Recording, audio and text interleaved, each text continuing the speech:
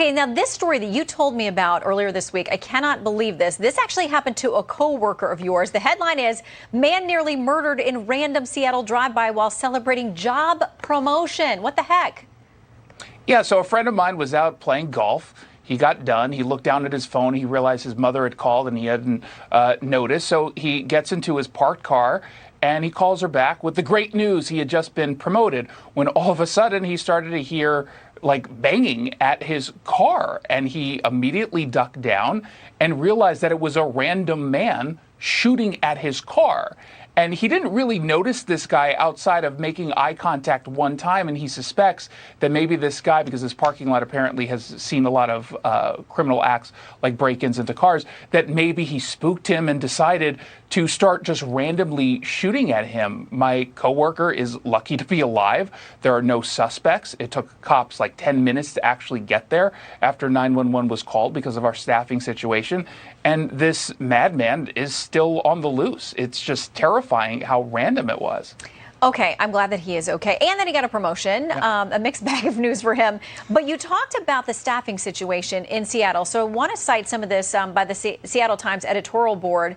They say in the first quarter of this year, the department had hoped to hire 40 new officers. Instead, it brought on only 13. And at the same time, while SPD expected 24 officers to leave, 43 tendered their resignations. What is the real world impact of what's going on there in Seattle with the staffing? Well, it's when you call 911 because someone was shooting a gun at your car and it takes 10 minutes to get to you. It's the fact that we can't do proactive policing in the city, that when most times the different precincts within the city are begging officers to take on extra hours, taking people off of their detective work and other specialty units so that they can respond to 911 calls.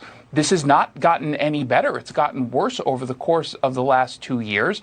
We're down over 400 police officers. We only have about 850 or so deployable officers in a department that their own goal, they lowered the goal, but their goal is 1,400.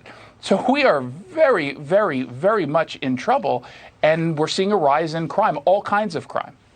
Okay, so a very strange story also that you covered. A Seattle judge slapped in the face but refused to report the assault to the police. You say this, the unidentified suspect allegedly slapped King County Superior Judge Michael Scott. Oh my goodness, I just noticed the name, Michael Scott. In the face at the county courthouse. Funny. For all of you Office fans out there, you get that. Around 9:30 a.m., but the judge didn't want to be identified as a victim. In fact, it appears he never called 911 to report the crime. Instead, King County Security flagged the incident for the Seattle Police Department. What is this story about? Yeah, it's unclear why he chose not to call the police. I find that to be really suspicious. Whatever the reason is, it's important for all of us to understand that when you don't call 911 on a person who just assaulted you, and by the way, I found out that the suspect allegedly randomly punched someone else right before slapping the judge. When you don't call 911 and report it, the police don't have a victim. Thus, they're not really able to do an investigation or make an arrest, which means that that criminal, that person who's clearly a threat to the public, continues to walk the streets of Seattle. Now, thankfully, he was convinced, this judge, to actually cooperate with police. They ended up doing their investigation and made an arrest.